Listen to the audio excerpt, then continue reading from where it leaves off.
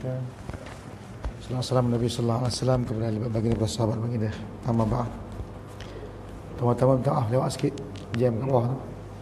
Yang keduanya suara hilang. Berbalik dari Kedah.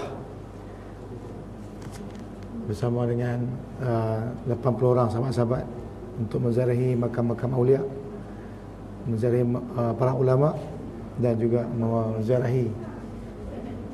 Tak dengar. Tak. Minta maaf suara tak pernah elok. Berbalik dari Kedah. Kita ziarah makam ulama, pergi ziarah pondok-pondok. Kita ziarah tempat-tempat sejarah di Gunung Jerai dan sebagainya. Jadi letih mungkin, balik-balik hilang suara. Lupa dah hari ni sebenarnya. Syed Haji Farouk dia hantar makalah mengatakan hari ini ada program. InsyaAllah kita sambung lagi pengajian kita. Muka surat apa? 12. Muka surat 12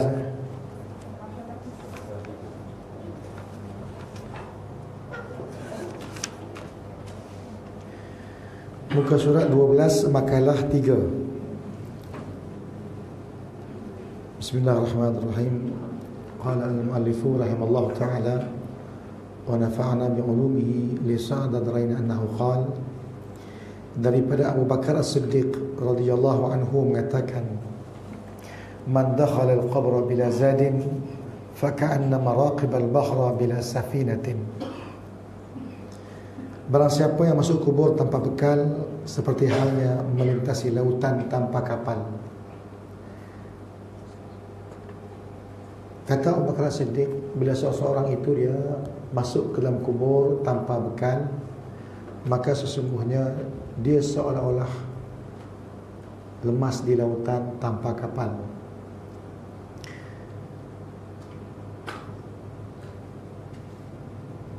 Dia akan tenggelam kecuali yang diselamatkan oleh Allah Ta'ala.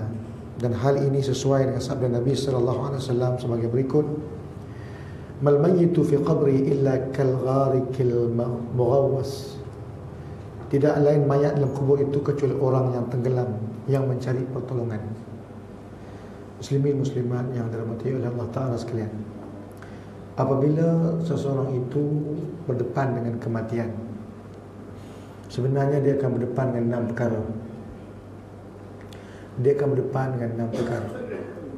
Dan 6 perkara ini semua orang, tak kiralah dia itu raja, dia itu orang biasa, ulama, ataupun orang-orang fasik, orang Islam, orang kafir, semuanya akan bertemu dengan 6 perkara ini. Dan kalaulah perkara ini tidak betul-betul kita melakukan persediaannya, kita takut masuknya kita ke kubur itu dalam keadaan yang terpinga-pinga, sebagaimana yang disebutkan oleh Abu Bakar As-Siddiq tadi, seumpama orang yang lemas di lautan tanpa kapal. Apakah 6 perkara itu? Pertama sekali, apabila seseorang yang bertemu dengan kematian, pertama sekali dia akan terkejut. Dia akan terkejut kerana sesungguhnya kematian datang kepada kita itu dalam keadaan yang tiba-tiba. Tidak ada satu orang pun yang tahu bila dia akan mati, di bumi mana dia akan mati, dalam keadaan apa dia akan mati. Kita tak tahu. Yang hanya tahu perkara ini adalah Allah Subhanahu Wa Taala. Yang Allah menyatakan, bila datangnya kematian itu, la yastaqdimuna sa'atan wa la yastakhirun. Takkan dienjakkan walaupun satu saat ke belakang ataupun ke depan, takkan dienjak walaupun satu saat ke belakang. Jadi pertama sekali, orang yang mana nak meninggal dunia, dia akan terkejut dengan kematian. Kadang-kadang mungkin boleh jadi orang tu tengah berseronok, sedang gelak ketawa. Mungkin boleh jadi orang tu sedang bersenam di padang, mungkin sedang main bola, mungkin sedang memukul golf, bola golf, ya. Sonok-sonok dia tengok lubang, duk pukul bola golf, tiba-tiba sesak nafas, tiba-tiba rasa macam nak pitam, jatuh. Biasa berlaku. Mungkin sebab lepas makan, kadang-kadang kita ingat makanan kita tu sedap, kita nak balik cerita kat isteri kita makan tu sedap. Tapi bila belum sempat untuk kita balik ke rumah, kita telah dipanggil oleh Allah Ta'ala. Jadi peristiwa yang pertama yang akan ditemui oleh orang yang nak meninggal dunia ini adalah pertama sekali dia akan terkejut. Datang dengan tiba-tiba kematian. Dan benda inilah yang sangat menakutkan kebanyakan orang saleh. Kerana sesungguhnya benda ini kalau dia datang, dia terus datang. Tidak ada peringatan. Tidak ada sesuatu yang boleh kita dapatkan tanda kecuali orang-orang yang diberi tanda oleh Allah Subhanahu Wa Taala. Maka kerana itulah Allah memperingatkan kita, ya alladzina amanu, wahai orang beriman, wattaqullah wal tanzur ma qaddamat lighad. Takutlah kamu pada Allah, wal tanzur ma qaddamat lighad. Tengoklah, lihatlah apa yang kamu buat bekal untuk esok hari.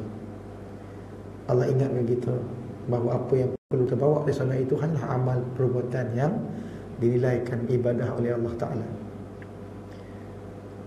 Dalam sabda Nabi sallallahu alaihi wasallam disebutkan, al-kayyisu man dana nafsahu wa amila lima ba'da mautih, wal ahmaq man atba nafsahu hawaha wa atamana Allah al-amani.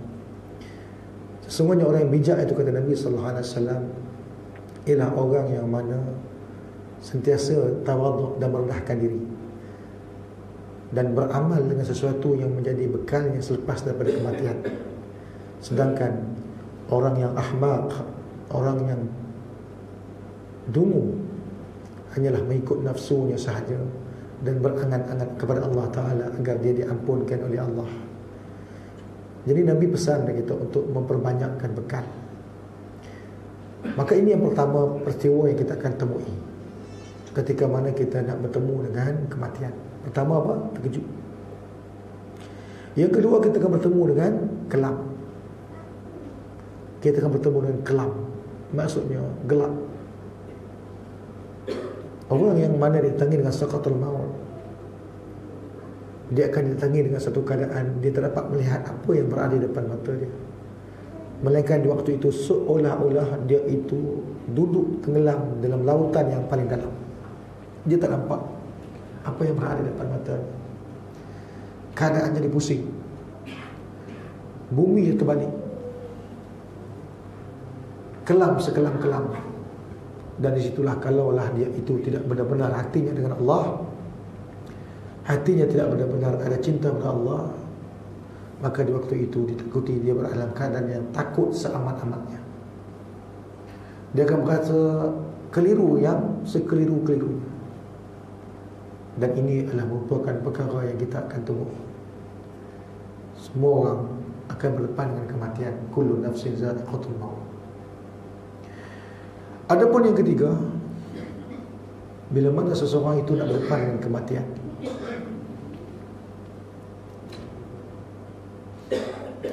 Allah Ta'ala akan bukakan padanya semua amalannya, bermula daripada baligh sampailah kepada saat di mana Allah nak tarik nyawa dia.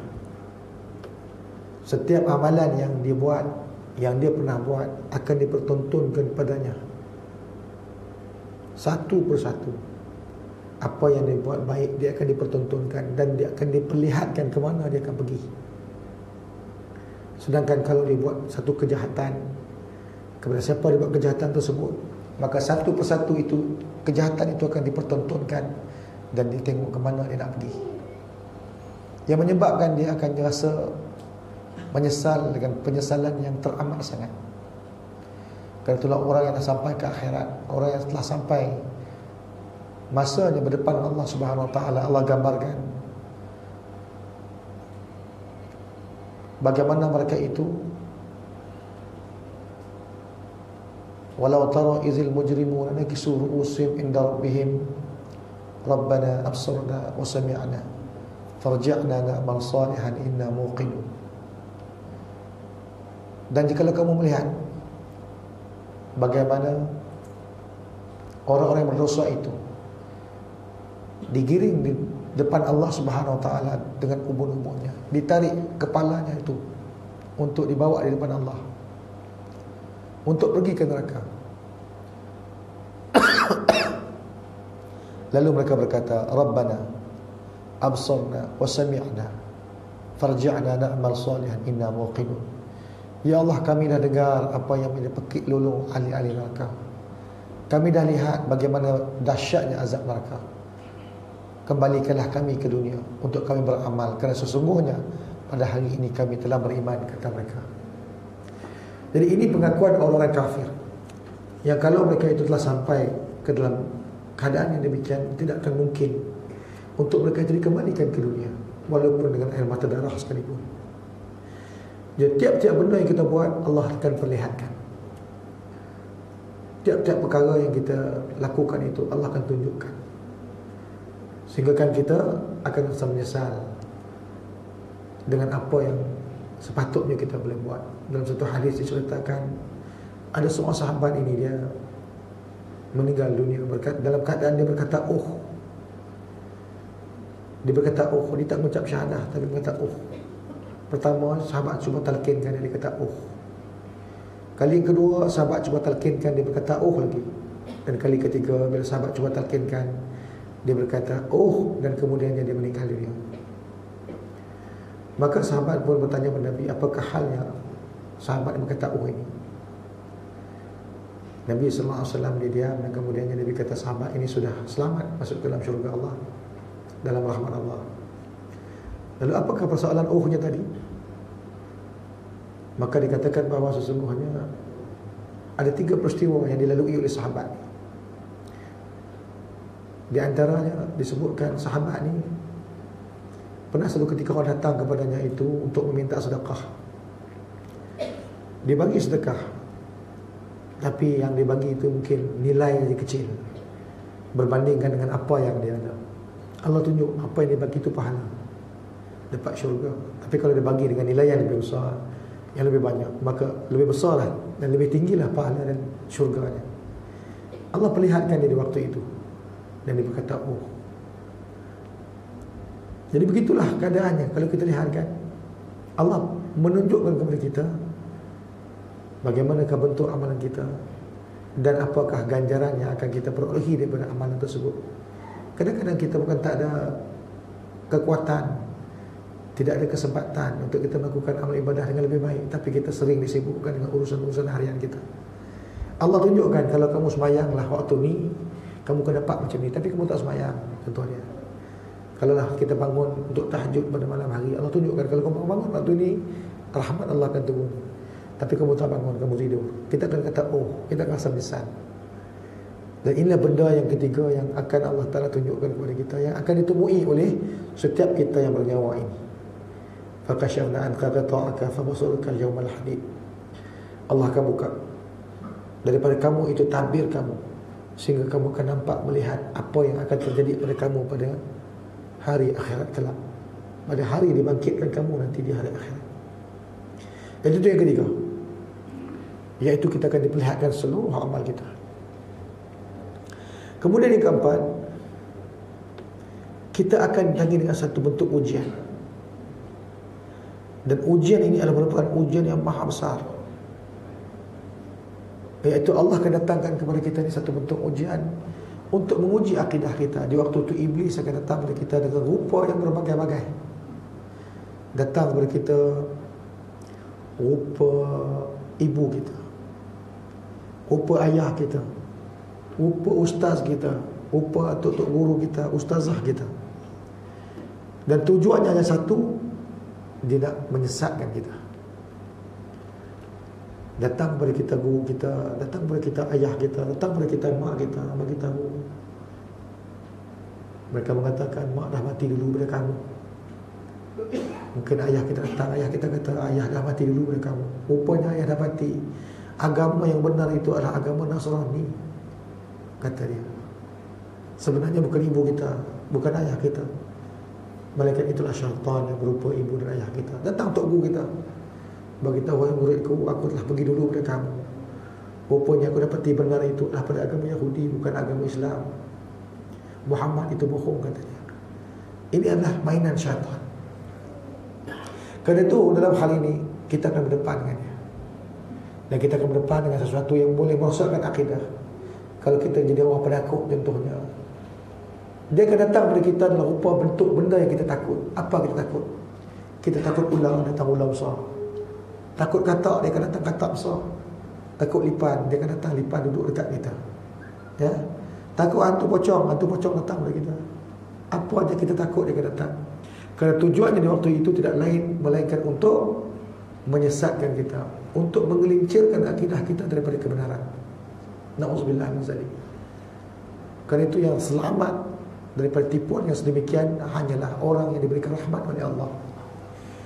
Kerana itu Imam Ghazali rahimahullah menyebutkan dalam kitab Ihya pada bab menghayati mati, dikatakan dalam hadis Nabi SAW ceritakan kepada kita bahawa ketika mana seseorang yang nak meninggal dunia itu dalam keadaan dia itu sakaratul maut, dia akan dikelilingi oleh syaitan, oleh iblis, sebagaimana lalat mengharungi akan hidangan. Syaitan akan datang, iblis akan datang untuk menyesatkan dia itu daripada jalan kebenaran. Tujuan mereka bukan lagi untuk was-waskan kita dalam ibadah. Tujuan mereka itu bukan nak mengalpakan kita, tapi tujuan mereka itu tak lain daripada nak menggelincirkan akidah kita daripada jalan kebenaran. Dan ini peristiwa yang keempat yang kita akan lalui ketika mana kita nak menghadapi sakaratul maut. Ada pun peristiwa yang kelima yang kita akan berdepan dengannya. Kita akan berdepan dengan satu keadaan di mana kita akan rasa sakit mati. Kita akan berdepan dengan keadaan sakit mati. Yang sabda Nabi SAW dikatakan, sakit mati itu biqadri 300 darbatan minas saif. Sakit mati itu qadarnya itu seumpama 300 kali tetakan pedang.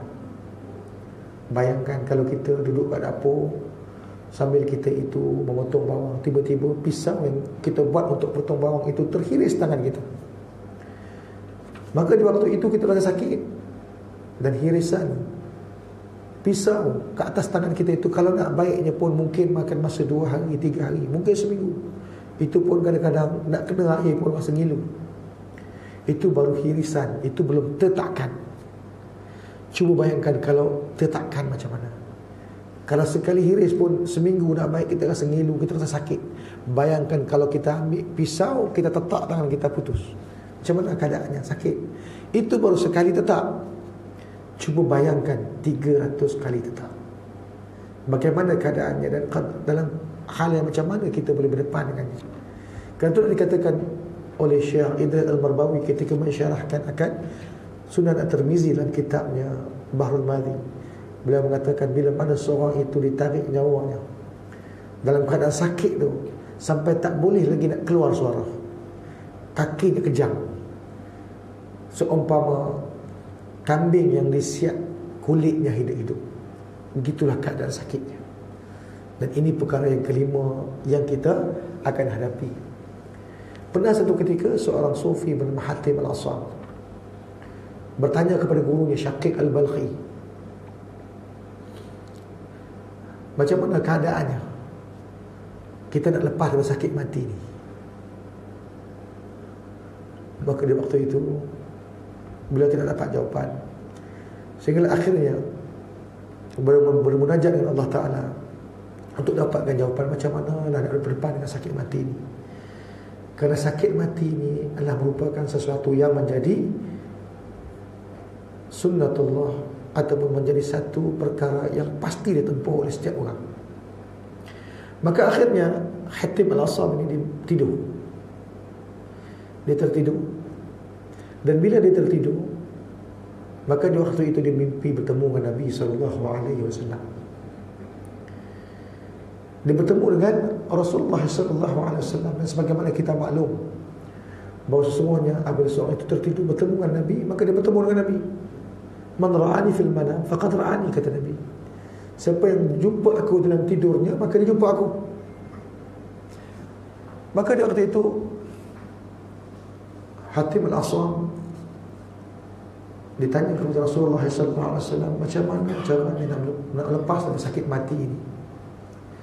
Maka kata Rasulullah, kamu bacalah surah Yusuf. Di sana akan ada jawapannya. Dan memang ada hadis Nabi SAW. Kalau kita buka tafsir Ibn Katsir, satu hadis yang dibawa Ibn Katsir di permulaan pentafsiran surah Yusuf, hadis yang menceritakan kalau mana kita ini nak mengurangkan sakit mati, maka memperbanyakkanlah kita membaca surah Yusuf.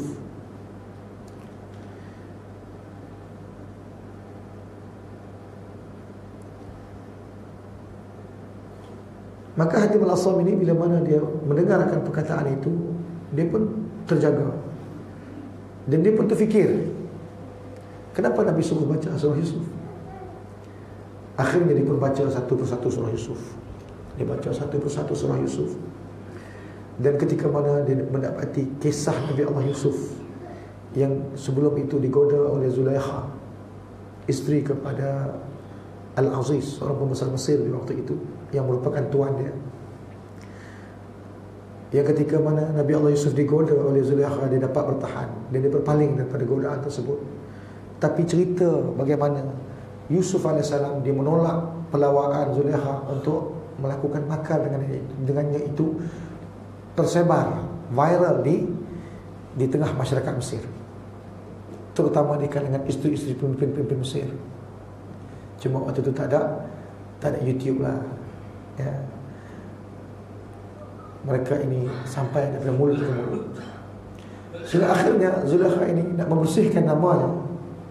Akhirnya dia buat satu upacara, dia buat satu majlis di mana dia panggil orang-orang yang bercakap dengan dia ni, ya. Orang-orang yang mungkinlah mengatakan dia ini terhegeh-hegeh sangat dengan Yusuf. Dia panggil perempuan-perempuan Mesir ni. Disiapkan di situ ada apple dan juga ada pisang. Maka di waktu tu dia kata tak apa, sekarang ni majlis kita ni tak ada apa-apa majlis pun, kita hanya nak potong apple, kita nak makan apple tu sendiri je. Tak payah orang potong apple, kita siapkan kulit, kita buat sendiri. Maka sedang-sedang isteri-isteri pemimpin atau pembesar Mesir itu sedang memotong akan kulit apple itu, dipanggil Nabi Allah Yusuf AS untuk jalan ke depan. Untuk jalan ke depan. Maka ketika mana berjalannya Nabi Allah Yusuf AS di hadapan isteri-isteri pembesar Mesir, apa kata mereka? Mereka kata hasya lillah, wa hasya lillah. Mereka mengatakan hasya lillah, ma kana hadza bashar illa malakun karim. Dia kata ini bukan manusia, Masya Allah, ini bukan manusia. Malaikat ini adalah malakun karim. Ini adalah merupakan malaikat yang mulia, kata mereka. Akhirnya apa mereka buat? Dia kerana tengok cantiknya Yusuf, handsome-nya Yusuf itu, akhirnya mereka telah memotong tangan mereka itu tanpa mereka sedar, tanpa rasa sakit. Cuba bayangkan handsome-nya Nabi Allah Yusuf itu macam mana. Sampaikan Nabi SAW ketika Nabi Allah jumpa dengan Nabi Allah Yusuf AS di atas langit itu, Nabi kata memang Nabi Allah Yusuf ini sangat-sangat tampan, sangat-sangat handsome. Rasa-rasanya dalam majlis kita ni ada tak orang yang handsome macam Nabi Allah Yusuf? Orang tak syahidah.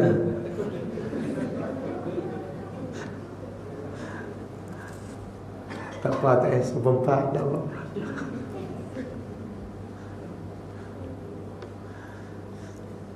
Jadi wanita-wanita Mesir di waktu itu kagum dengan Nabi Allah Yusuf AS. Dan akhirnya mereka telah memotong ataupun mengiris jari-jari mereka itu, menitis darah daripada jari-jari mereka itu. Dan kemudiannya mereka kata ini bukan manusia, malaikat ini adalah malaikat yang mulia.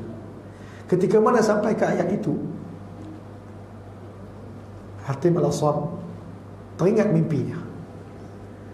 Dia teringat kepada mimpi yang dia bermimpi bertemu dengan Rasulullah dan bertanyakan kepada Rasul, kalau seseorang yang nak mengurangkan sakit mati bagaimana?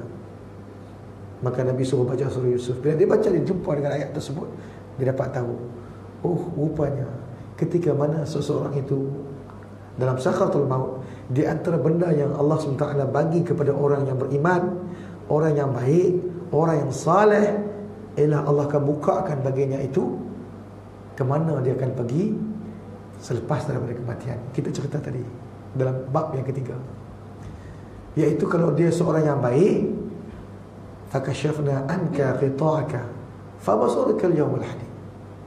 Dia akan nampak sesuatu yang menjadi kenyataannya pada hari akhirat kelak. Dia nampak syurga mana yang dia akan masuk. Maka syurga ini nikmatnya, kata Nabi SAW, ma la aynun ra'at wala uzunun sami'at wala khatara ala qalbin bashar.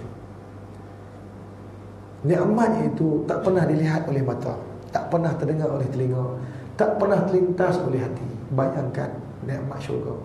Masuk syurga je, masuk saja pintu gerbangnya saja ternganga kita, takjub kita 40 tahun. Apa nikmat yang kita boleh takjub ternganga sampai 40 tahun? Kalau adalah satu nikmat dunia yang kita kata hebat, ternganganya kita mungkin dalam 40 saat lah kot, kan? Dapat kereta Ferrari kan contohnya, ternganga kita 40 saat je, lepas tu tak ada apa dah, kan? Tanya orang pengalaman. Jadi 40 tahun tu tak ada satu nikmat di dunia yang sampai macam tu qadarnya manusia boleh takjub. Tapi dalam syurga, cuba bayangkan, masuk saja 40 tahun kita akan takjub dengan apa yang ada dalam syurga. Jadi di sinilah nak tunjukkan nikmat syurga. Jadi kata Hatim Al-Asam, dia dapat satu pengalaman, dia dapat satu kefahaman. Bila mana Allah tunjukkan kepada kita syurga, waktu tu memang sakit, mati itu sakit. Dia punya qadarnya 300 kali tetekan pedang. Tapi kalau Allah dah tunjukkan syurga, seumpama isteri-isteri pembesar Mesir melihat wajah Yusuf tadi, maka dia takkan rasa sakit. Tapi dengan syarat apa? Berimanlah, mati dalam keadaan yang baik, mati dalam keadaan yang husnul khatimah, mati dalam keadaan yang sempurna imannya. Kata Nabi sallallahu alaihi wasallam dalam sebuah hadis yang diriwayatkan oleh Ibnu Majah, atau kama qala man qala la ilaha illallah fi akhir kalamihi dakhala al-jannah. Siapa yang ucap la ilaha illallah di akhir kalamnya itu, dia akan masuk syurga. Itu petanda orang yang dapat husnul khatimah. Di akhir perkataannya yang diucapkan ketika mana nyawa nak lepas daripada badannya, dia ucap la ilaha illallah. Saya ada kawan seorang duduk dekat hospital Selayang. Sekarang dah berhenti dah, dulu dia kerja dekat ward emergency. Kerja dia sambutlah kes-kes emergency ni. Macam-macam kes lah ada. Kes accident, kes jatuh, kes macam-macam kes. Dan 20 tahun dia kerja, paling banyak kes accident. Dan bila mana datang ke hospital, kes-kes accident, kes-kes kemalangan dan sebagainya, unit yang pertama sekali yang akan sambut di hospital ni adalah unit emergency. Dia duduk kat situ.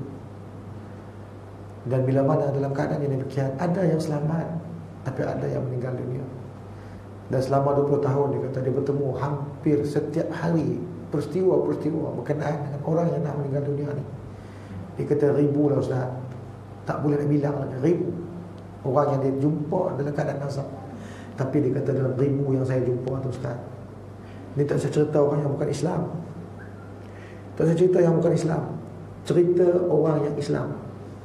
Dalam ribu yang saya jumpa, tak ada satu pun lagi yang saya dengar sebelum dia meninggal dunia ucap la ilaha illallah. Yang banyaknya sakit, jerit nama isteri, jerit nama mak, cakap merapu-rapu, tak sedarkan diri dan sebagainya. Dia cuba bayangkan betapa susahnya, sukarnya nak ucapkan kalimah itu ketika mana nak menghembuskan nafas yang terakhir.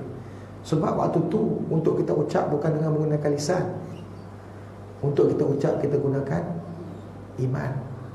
Amal kita tu nanti yang punya saksi pada kita di atas penyaksian kita kepada Allah Subhanahu wa taala. Ada satu kawan lagi, anak murid saya juga, yang bekerja sebagai penggali kubur di Jalan Gombak Lama, dekat Masjid Zakaria Batu Lapan, Jalan Gombak. Kerja dia memang gali kubur. Dia lah orang pertama sekali yang akan masuk ke dalam kawasan kuburan kalau ada kematian. Dia akan gali kubur, dia akan siapkan tempat orang untuk orang buat tahlil, talqin. Dan dia lah orang yang akan balik terakhir sekali. Bila mana sudah mana dia selesai, orang selesai pengkebumian, selesai baca talqin, orang akan balik. Tapi dia lah orang yang terakhir kan dia akan kemas, akan letakkan balik tika-tika ke tempat dia.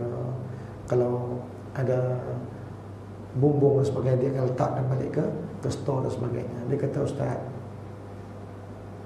apabila berakhirnya upacara pengkebumian, sayalah orang yang paling akhir akan meninggalkan tanah kubur. Dan itulah benda yang paling saya takut sekali. Saya kata, takut apa? Dia kata, saya pun takut benda-benda gaib ni. Tak ada pun sepanjang berbelah-belah tahun saya duduk kat sini, tak ada jumpa pun apa. Yang orang cerita takut-takut jumpa hantu lah apa, tak ada, dia kata. Tapi yang paling saya takut ketika mana saya nak tinggalkan akan tanah perkuburan ini. Sebagaimana kata Nabi, bila mana anak Adam melangkah meninggalkan perkuburan 7 langkah, maka di waktu itu akan mulalah dipersoalkan mayat dalam kubur. Dia kata begini, dia ada satu bunyi, dia kata, ini pengalaman orang yang mana dia menggali kubur, dia tahu lah. Dia kata dia akan ada bunyi bila dia mula meninggalkan akan tanah kubur tu, beberapa langkah dia akan dengar bunyi rup gitu. Bunyi seolah-olah benda yang menghimpit. Dan kalau benda tu berlaku, dia tahulah nasib orang yang dalam kubur itu. Kerana Nabi menyatakan bahawa orang dalam kubur itu, ketika mana ditinggalkan selepas daripada majlis pengkebumian, datang malaikat dan tanya kepada mereka, dan kalau mereka itu tidak dapat jawab, dan persoalan-persoalan malaikat ulang, di waktu itu Allah Ta'ala akan menyempitkan kubur mereka. Seumpama dikatakan macam telur, diletakkan di atas batu, dan kemudian dia ambil batu lagi, dan kemudian dia hempakkan di atas telur tersebut. Apa jadi kat telur tersebut? Kalau telur ayam kita ambil, kita letak atas batu, kita ambil batu lagi, kita letak, kita hempakkan di atas telur, tentulah telur itu akan pecah. Maka begitulah keadaan mayat yang berada dalam kuburan. Dia kata, kalau saya dengar perkara tu, saya dengar saja bunyi yang begitu, saya tahulah apa nasib orang di belakang. Tapi dia kata, Ustaz, kalau biasanya saya jalan, dan bila mana saya meninggalkan kubur, saya tak dengar bunyi apa-apa. Tak dengar bunyi apa-apa. Saya syukur dengan Allah, kerana saya tahu orang dalam kubur itu adalah merupakan orang yang saleh, yang tidak dihempak oleh hempatan ataupun himpitan kubur. Sebagaimana sabda Nabi sallallahu alaihi wasallam ada menyatakan berkenaan dengan hal itu, orang yang saleh, orang yang baik yang letak dalam kubur itu akan menerima himpitan, tetapi dia seolah-olah macam seorang bayi yang berada di pangkuan ataupun yang dipeluk oleh ibunya. Bayi kalau dipeluk oleh ibu kan, dia dihimpit ke dada, terhimpit juga, tapi dia selesa. Kerana Nabi SAW menyatakan bahawa kubur itu rawdun min riyadil jannah atau khafrun min khufarin nar. Dia adalah merupakan satu taman daripada taman-taman syurga, ataupun dia adalah merupakan satu daripada jurang-jurang api neraka. Maka inilah benda yang kita akan temui nanti.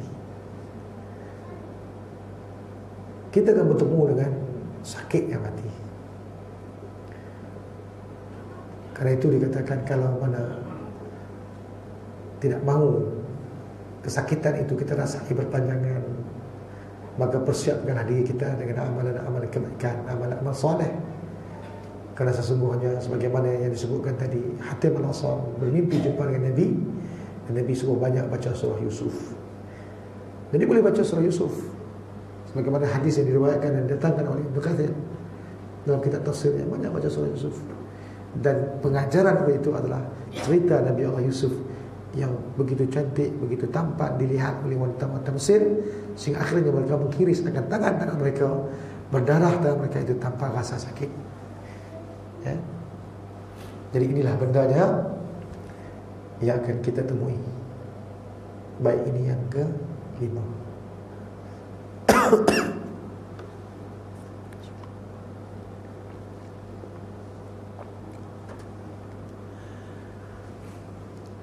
Adapun yang ke-6, dikatakan bahawa orang yang meninggal dunia ni, atau yang berdepan dengan sakaratul maut ini, dia akan berdepan dengan wajah malaikat maut. Dia akan nampak malaikat-malaikat datang kepada dia. bagaimana nyawanya ditarik daripada ujung kaki, ya, dinaikkan sikit ke buku lali, daripada buku lali dinaikkan ke lutut, daripada lutut bawa ke pinggang, pinggang bawa ke dada. Dan di waktu itulah berombak-ombak dia punya nafasnya. Dan bila mana berombak-ombak nafasnya itu, maka di waktu itulah datang malaikat. Dikatakan orang yang hampir meninggal dunia ini, dia akan dapat lihat wajah malaikat maut dengan sebenarnya. Diriwayatkan bahawa Nabi Allah Ibrahim AS pernah bersahabat dengan malaikat maut. Jadi bertanya pada malaikat maut, wahai malaikat maut, bagaimanakah keadaan wajahmu ketika mengambil nyawa orang yang tidak beriman, nyawa orang yang fasik, nyawa orang yang asih? Maka di waktu itu malaikat maut kata, tidak ada satu orang pun yang mampu untuk melihat wajahku ketika mana aku mengambil nyawa orang yang fasik, orang yang asih, orang yang berhaka pada Tuhan, walaupun sekuat mana dia. Maka Ibrahim kata, aku ini teringin sangat nak lihat wajahmu yang begitu. Maka kata malaikat maut, engkau pun tidak akan mungkin mampu untuk menatap wajahku ketika mana datang waktu itu. Maka kata Ibrahim, aku Nabi Allah Khalilullah. Ketika mana Allah Ta'ala uji aku, dicampak aku ke dalam api oleh Namrud, aku tak sikit pun rasa takut, padahal kematian berada di depan mataku. Itu Nabi Allah Ibrahim AS hebatnya. Ketika mana aku diperintahkan untuk menyembelih putera aku ikut akan perintah Allah. Ketika mana aku diperintahkan untuk khatan, aku khatankan diriku sendiri. Maksud nak tunjukkan Nabi Ibrahim ini, dia punya jiwa dia memang hebat, kental, dan tidak pernah takut dengan apa kecuali Allah. Kata malaikat, nanti aku minta izin dengan Tuhan. Kalaulah diizinkan, maka di waktu itu bolehlah untuk dipertontonkan kepada Nabi Ibrahim wajahnya ketika mana mengambil nyawa orang yang tidak beriman. Maka ketika mana Nabi Allah Ibrahim AS diperkenankan untuk melihat wajah malaikat maut untuk mengambil nyawa orang yang beriman, kata malaikat maut, wahai Ibrahim, kau adalah merupakan sahabatku, kau pusinglah ke belakang, pusing wajahmu ke belakang, jangan tengok wajahku sekarang, kerana aku akan tukarkan wajahku dengan wajahku yang sebenar ketika mana mengambil nyawa orang yang tidak beriman. Sebab biasanya malaikat ni bila jumpa para Nabi, mereka akan berubah kepada wajah manusia, berupa dengan tubuh badan manusia. Sebagaimana Nabi SAW menyatakan dalam sebuah hadis, ada kadang-kadang malaikat datang kepada Nabi itu dalam rupa Dahya Al-Qalbi, seorang sahabat yang cukup handsome, datang daripada Rom. Jadi kata malaikat maut, kamu paling wajahmu, jangan kau lihat wajahku nanti, dan ketika mana aku panggil kau nanti baru kau lihat dan paling wajahmu kepada aku. Maka Nabi Ibrahim dia pun palingkan wajahnya. Dan ketika mana malaikat maut berkata kepada Nabi Allah Ibrahim, wahai Ibrahim, sudah sampai saat dan ketiganya untuk kau paling wajahmu untuk melihat wajahku, yang di ketika inilah aku mengambil, dengan wajah inilah aku mengambil nyawa orang yang tidak beriman. Maka di waktu itu, ketika mana Nabi Allah Ibrahim ini berpaling secara perlahan-lahan, belum lagi dengan melihat atau menatap wajah malaikat maut, hanya dengan lirikan mata saja. Bila kita pusing itu dengan lirikan mata, hujung mata kita melihat sesuatu. Begitulah Nabi Allah Ibrahim, dia melihat wajah malaikat maut dengan hujung matanya saja, dia sudah jatuh pingsan. Bayangkan Nabi Allah Ibrahim yang ketika mana dicampak oleh Namrud ke dalam api, sikit pun dia tak pernah rasa takut. Sehingga datang Jibril AS bertanyakan kepada dia, apakah bantuan yang mungkin dia boleh minta kepada Jibril? Dia kata, sesungguhnya hatiku hanya pada Allah, dan aku menurut keputusan Allah. Kalau Allah nak aku mati, matilah aku. Dan kalau Allah menghidupkan aku, Allah hidupkan aku. Yang hanya aku akan minta tolong hanya pada Allah, tidak pada engkau. Begitu Nabi Ibrahim pun dalam keadaan yang demikian, ketika mana melihat wajah malaikat maut, pingsan Nabi Allah Ibrahim. Maka ketika mana telah berlalu masa panjang, sedar Nabi Allah Ibrahim kemudiannya daripada pingsan, maka kata malaikat maut kepada Nabi Allah Ibrahim, telah kukatakan kepada engkau wahai Ibrahim, takkan ada satu manusia pun, hatta jin, yang akan mampu melihat wajahku ketika aku mengambil nyawa orang yang tidak beriman. Maka di waktu itu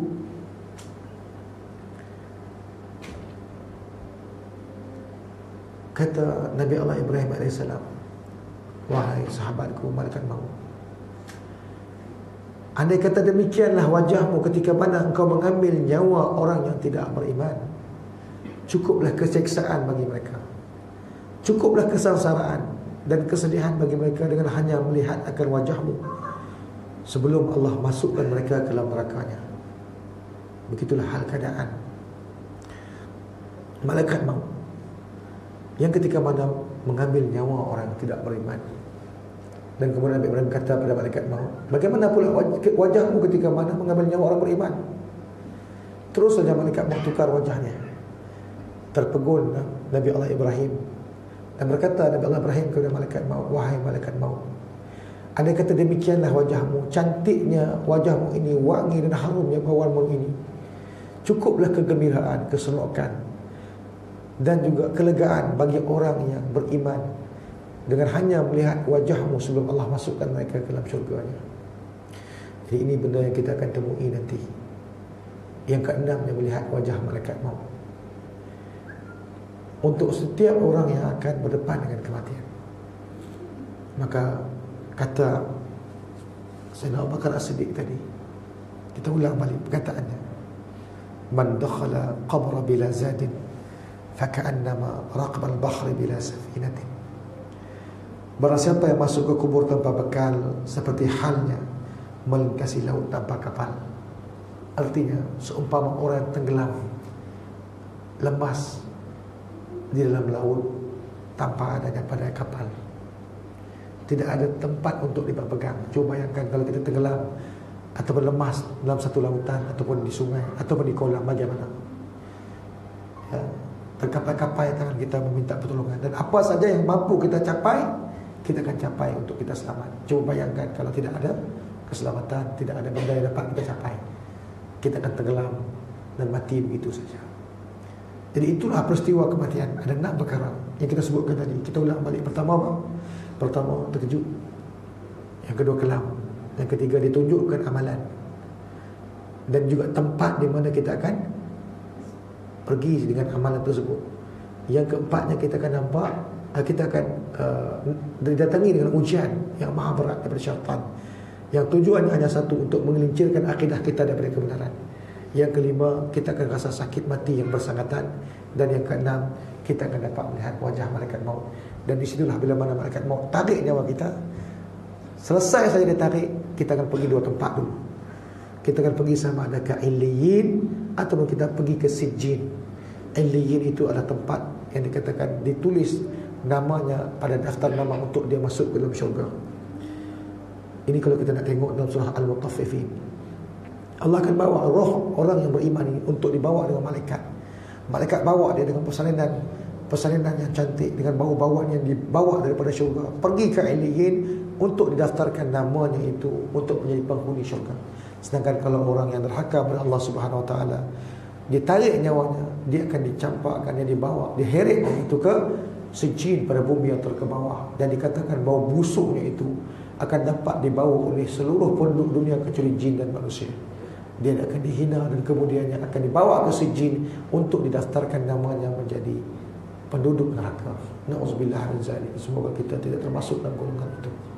Jadi inilah yang disebutkan di dalam perkataan Sayyidina Abu Bakar tadi, dan yang dia katakan sebagai tafsiran kepada hadis Nabi yang kita baca tadi, mal mayyitu fil qabrihi illa kal gharikil mughawwath.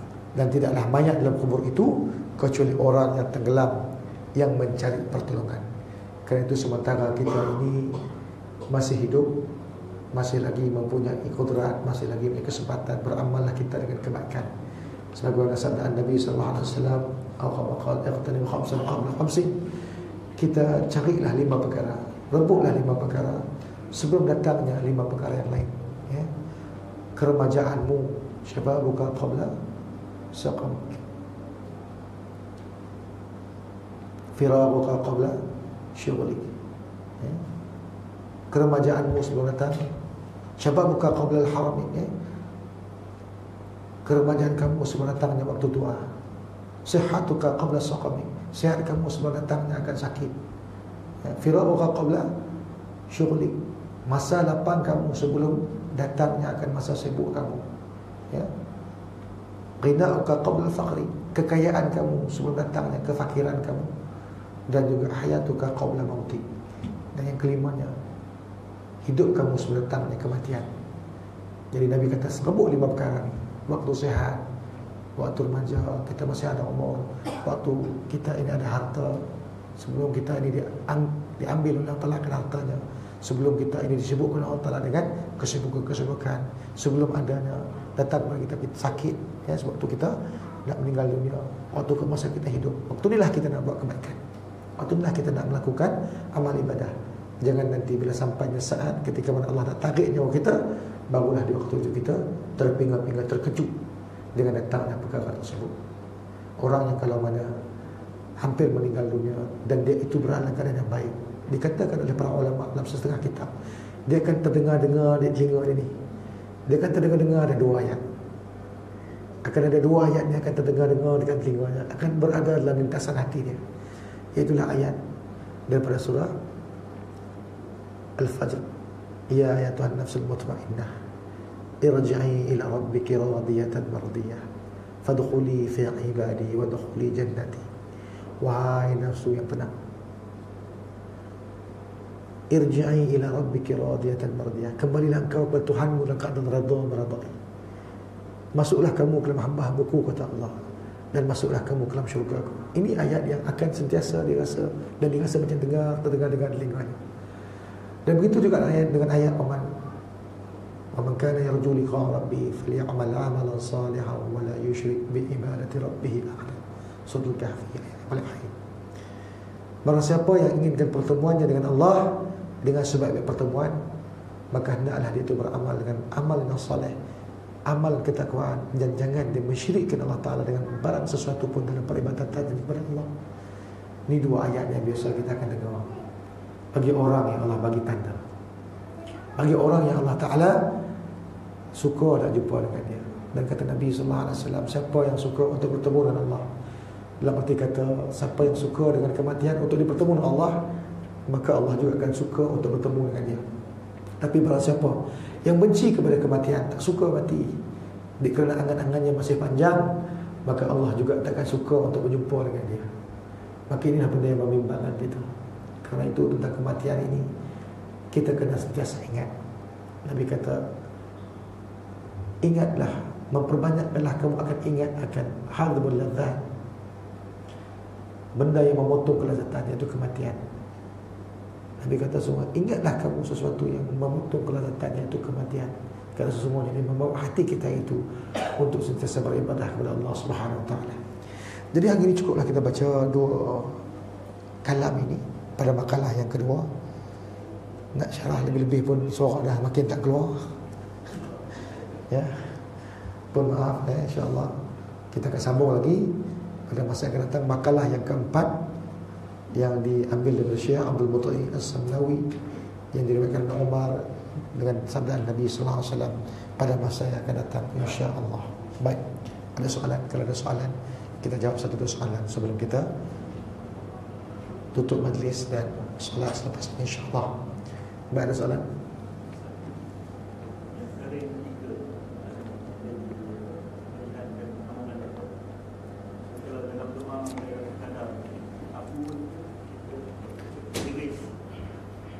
Afun karim tuhibbul afa fa'fu anna.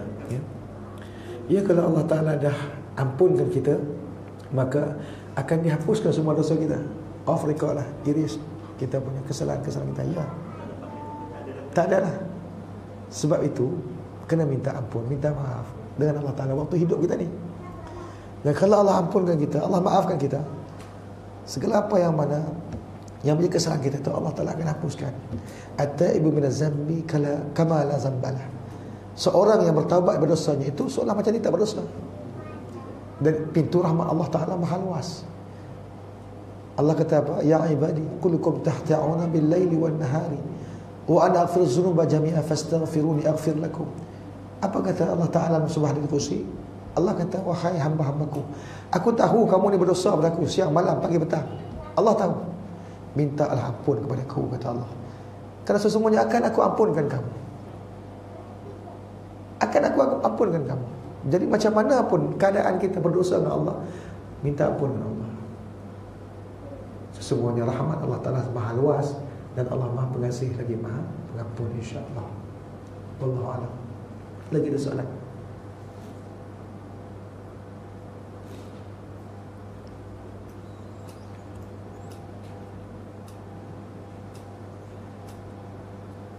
Tak ada soalan lah? Tak ada soalan. Cukup setakat itu. Wallahu a'lam. Aku lihat fastaghfirullah li wa lakum wa lisa'il muslimin wal muslimat fazafazal mustaghfirin wa najatut ta'ibin wa la hidayah taufiq. Assalamualaikum warahmatullahi ta'ala wabarakatuh. أعوذ بالله من الشيطان الرجيم. بسم الله الرحمن الرحيم. الحمد لله العالمين الحمد الشاكرين الوافين المالك المرزق. يا ربنا لك الحمد كما ينبغي لجلال وعظيم سلطانك. اللهم اجعلنا جمعنا هذا جمعا مرحوما والتفرق منا هذا تفرقا معصوما. اللهم فقهنا في الدين وأرنا التأويل واهدنا إلى صراطك المستقيم صراط الذين أنعمت عليهم من النبيين والصديقين والشهداء والصالحين وحسن أولئك رفيقا يا أرحم الراحمين. اللهم إنا نسألك رضاك والجنة ونعوذ بك من سخطك والنار. اللهم إنك عفو كريم تحب العفو فاعف عنا وعن والدينا وعن جميع المؤمنين والمؤمنات والمسلمين والمسلمات الأحياء منهم والأموات برحمتك يا أرحم الراحمين. ربنا ظلمنا أنفسنا وإن لم تغفر لنا وترحمنا لنكون من الخاسرين. ربنا لا تزغ قلوبنا بعد إذ هديتنا وهب لنا من لدنك رحمة إنك أنت الوهاب. ربنا هب لنا من أزواجنا وذرياتنا قرة أعين واجعلنا للمتقين إماما. اللهم تختم علينا بسوء الخاتمة ولا تختم علينا الله بسوء الخاتمة. ربنا آتنا في الدنيا حسنة وفي الآخرة حسنة وقنا عذاب النار وقنا عذاب النار وقنا عذاب النار. وصلى الله على سيدنا محمد وعلى آله وصحبه أجمعين. سبحان ربك رب العزة عما يصفون والسلام على المرسلين والحمد لله رب العالمين. Kita akhir pada kita dengan tasbih kifarah dan salatul qas. Subhanakallahumma bihamdika asyhadu an la ilaha illa anta astaghfiruka wa atubu ilaik. Bismillahirrahmanirrahim. Wal 'asri innal insana lafi khusr. Illa alladhina amanu wa 'amilus solihati wa tawassaw bil haqqi wa tawassaw bis sabr. Wallahu ta'ala a'lam wa ilmuhu atam. Taqabbalallahu minna wa minkum. Akhir as-salam.